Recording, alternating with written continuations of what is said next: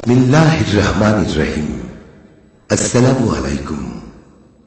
এখন প্রখ্যাত ইসলামী চিন্তাবিদ ও আন্তর্জাতিক খ্যাতিসম্পন্ন মুফাসসিরে কুরআন আল্লামা হাফিজ মাওলানা তোফাজ্জল হোসেন ভৈরব অডিও ক্যাসেট ও ভিসিডি প্রযোজনা ও পরিবেশনায় Ajmir recording centre, 238 Karnaphuli market, দোতলা, চট্টগ্রাম।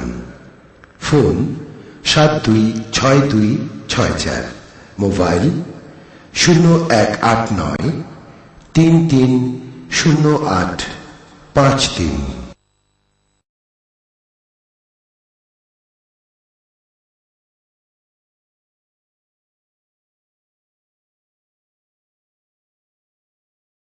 যে নবীর উম্মতের এত সহজে মাপ দেয়, এই নবীর পক্ষে থাকা আমাদের দরকার আছে কিনা? এই নবীর পক্ষে আসছিলেন খাজা মঈনুদ্দিন চিশতি রহমাতুল্লাহ আলাইহি। কিভাবে আসছিলেন এটার আলোচনায় যাচ্ছি। আসুন আলোচনায় ঢুকে যাই সরাসরি, আর বাহিরে যাব না, সরাসরি আলোচনায়। যেহেতু সময় কম, কিছুক্ষণ সময় আপনাদের সামনে আছে, তা আমরা খাজা বাবার সাথে কাটাবো। রাজি আছেন আপনারা? খাজা বাবার সাথে কাটাইলে কি পাবেন? একবারে সহজ পথ। তাই আলোচনায় ঢুকে গেলাম। মহব্বতে আর একটু দরুদ শরীফ পড়ুন। আল্লাহুম্মা সাল্লি আলা সাইয়্যিদিনা মুহাম্মাদ। আল্লাহুম্মা সাল্লি আলা সাইয়্যিদিনা মুহাম্মাদ নাবিয়া মাওলানা মুহাম্মাদ নাবিয়ানা মাওলানা। জগতে পাগল কাবার জন্য, কাবা পাগল মাবুদের। জগৎ পাগল কাবার জন্য, কাবা পাগল মাবুদের। হায়রে মাবুদ পাগল নবীর জন্য, নবী পাগল উম্মতের। হায়রে মাবুদ পাগল নবীর জন্য, নবী পাগল উম্মতের।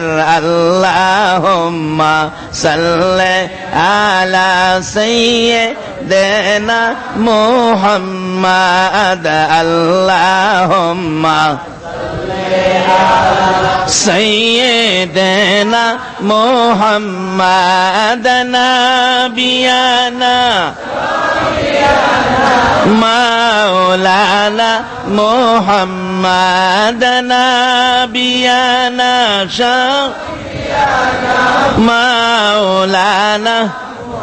বালাগাল উলা বিকামালিহি কাশাফাদ দুজা বিজামালিহি হাসনাতে জামিউ খিসালিহি সাল্লাল্লাহু। বাবার আসুন, এ নবীর পক্ষে গেলে কোরআন শরীফে আল্লাহ রাব্বুল আলামিন যারা এ নবীর পক্ষে গিয়েছেন তাদের বেলায় কোরআন শরীফে আমার আল্লাহ ঘোষণা দিয়েছেন, ইয়া আইয়ুহাল্লাযীনা আমানু দুখুলু ফিস-সিলমি কাফা। হে ঈমানদাররা, তোমরা পুরাপুরি ভাবে ইসলামে দাখিল হও, ইসলামে প্রবেশ করো। বলুন, ইসলামে পুরাপুরি প্রবেশ করতে গেলে নবীর পক্ষে না বিপক্ষে? ইসলামটা কি নবীর পক্ষে না বিপক্ষে? নবীর পক্ষে যারা, তারাই ইসলামের মধ্যে পুরাপুরি দাখিল। আবার হাদিস শরীফে রাসূল বলছেন, মাল্লাহুল মাওলা ফালাহুল কুল। যারা মাওলাকে রাজি করতে পারছে, মাওলা সব তারাই পাইছে। তার মধ্যে খাজা বাবা আতায়ে রাসূল, খাজায়ে খাজেগা, খাজা গরিবে নওয়াজ। তার জীবনী খুললে পাবেন কত সুন্দর ঘটনা। উনি বাচ্চা বয়সেই আল্লাহর অলির পিছ ধরেছেন। আপনারা যেমন আল্লাহর অলিদের মায়ায় রাত্র দিয়েছেন, এইভাবে খাজা বাবা ছোট কাল থেকেই আল্লাহর অলিদেরকে ভালোবাসতেন। উনি ছোট কালেই বাইয়াত গ্রহণ করেছেন, মুরিদ হয়েছেন কার কাছে? খাজা উসমান হারুনির কাছে। খাজা উসমান হারুনি এত বড় দরজার অলি ছিলেন। উনি একবার খানায়ে কাবার পাশে নামাজ পড়তেছেন। বাবারে, কারা এই রাত্রে কষ্ট করে সময় দিয়েছেন? আপনাদের বাজেট কি হয়েছে দেখেন। খাজা উসমান হারুনি বলেন, আমি খানায়ে কাবার পাশে নামাজরত ছিলাম, আমার নামাজ দেখে আমার আল্লাহ এত খুশি হলেন, খুশি হয়ে গাইবি আওয়াজে বলতেছেন, ও খাজা উসমান হারুনি, তোমার নামাজ দেখে আমি আল্লাহ খুশি হলাম, এই জন্য আমি তোমাকে 3টা দরখাস্তের সুযোগ দিলাম। তিনটা দাবি করো, এই মুহূর্তে আমি আল্লাহ তোমার তিনটা দাবি আমি পুরা করে দিব। খাজা উসমান হারুনি বলেন, তিনটা দাবি যখন পুরা করবেন, প্রথম দাবিটা হলো আমি খাজা উসমান হারুনিকে মাফ করে দাও। আল্লাহ কয় যাও, মাফ করে দিলাম। 2 নাম্বার দাবি হলো আমার এই তরিকায় যারা ঢুকবে তাদেরকে তুমি মাফ করে দাও। আল্লাহ বলেন আমি তাদেরকেও মাফ করে দিলাম। নম্বরে নিজের জন্য, 2 নম্বরে ভক্তবৃন্দের জন্য, 3 নম্বরে রাখতেছেন চোখের পানি ছেড়ে দিয়ে, মাবুদ আমার নবী যে উম্মতের জন্য না খাইয়া পেটে পাথর বাঁধছে, উহুদের জমিনে দাঁত ভেঙেছে, তাইবের জমিনে রক্ত দিয়েছে, তথাপি নবী উম্মতি উম্মতি বলে কাঁদছে। বলুন, নবী শত ব্যথার পরেও আমার ব্যথায় নবী কাঁদছে কিনা? কত কান্দা নবী কাঁদতেন। পেটের খিদা, এক সাহাবী বলেন আমি দেখি পেটের খিদায় নবী হাঁটতে পারে না, হেলে ডোলে নবী পড়ে যায়। সাহাবী ধরে বলতেছেন, ইয়া রাসূলুল্লাহ, আপনার পেটে বুঝি খিদা, আপনি এইভাবে কষ্ট করে হাঁটতেছেন? নবী চোখের পানি ছেড়ে দিলেন, সাহাবী রে আমার পেটে খিদা রে, তারপরে কষ্ট করে হাঁটতেছেন, বসুন আমার বাড়িতে আসুন। সাহাবী নবীজিকে ঘরের মধ্যে বসাইয়া বাড়ির ভিতরে ঢুকে চোখের পানি ছেড়ে দিয়ে কান্দে, বিবি গো এই খাবার আমি কার জন্য রাখবো গো? আমার নবী তো হাঁটতে পারে না, নবীর কষ্ট হয়। বিবি রুটি বানারে, গোস্ত পাকারে, নবীকে খাওয়াবো। রুটি গোস্ত নবীজির সামনে দিলে আমার নবী চোখের পানিগুলো জর্জর করে ছেড়ে পকেট থেকে রুমাল বাহির করে রুমালটা বিছাইয়া রুটি নিজের মুখে দেয় না, এই রুমালগুলো বিছাইয়া রুটি আর গোস্ত রুমালের মধ্যে প্যাকেট করে নবীজি প্যাকেট করে বাহির হয়ে যাচ্ছে। সাহাবী আরজ করে নিয়ে, রাসূলুল্লাহ এত খিদা নিয়ে আপনি খাইলেন না রুটি গোস্ত, প্যাকেট করে কোথায় যাবেন? আমার নবী বলেন, সাহাবী রে আমি নবী 3 দিন পর্যন্ত পেটে খাবার নাই, তারপরও আমি নবী পেটের খিদার কথা ভুলে গেলাম। আমি খবর পাইছি রে আমার হাসাইন আর হুসাইন না খাইয়া দিন কাটায়, আমার ফাতেমার চুলাই বলে 7 দিন পার হয়ে গেছে, আগুন জ্বলে না। রুটি গোশত লইয়া আমার নবী খাতুনে জান্নাত ফাতেমাতুর জাহরার ঘরের দরজায় আওয়াজ দিলে ফাতেমা শুধু কান্দে, দরজা খোলে না। অনেকক্ষণ পর জবাব দিলেন, বাবা গো আমি এত ব্যথাই ব্যতীত সহ্য করতে পারি না।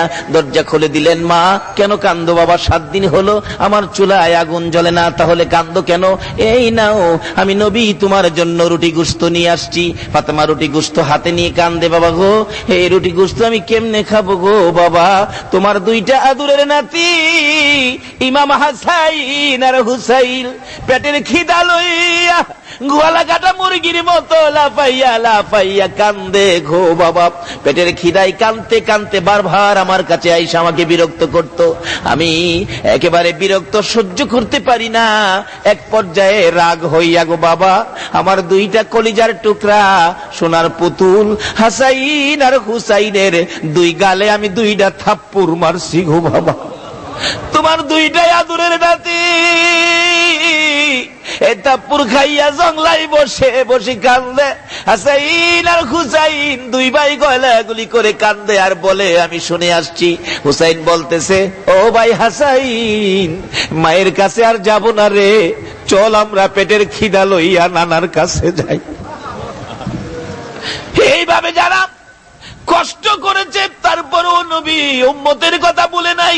ওই কষ্টের 2 আদুরের নাতি উম্মতের নাজাতের জন্য কুরবানি পর্যন্ত দিয়েছে। বলুন এই নবীকে ভালোবাসা দেওয়া, এই নবীর পক্ষে থাকা আমাদের দরকার আছে কিনা? আজকে এই নবীকে না চিনার কারণেই বিশ্বজুড়ে মুসলমানদের উপর বিপদ। বলতেছিলাম এই নবীর পক্ষে গিয়েছেন খাজা মঈনুদ্দিন, নবীর পক্ষে যাবে যারা আল্লাহর পক্ষ পাবে তারা। খাজা উসমান হারুনি ডাকতেছে, মাবুদ গো যেই নবী এত কষ্ট উম্মতের জন্য করেছে, এত কান্দা উম্মতের জন্য কেঁদেছে, মাবুদ 3 নাম্বার দাবি তুমি পুরা করবা কথা দিয়েছো।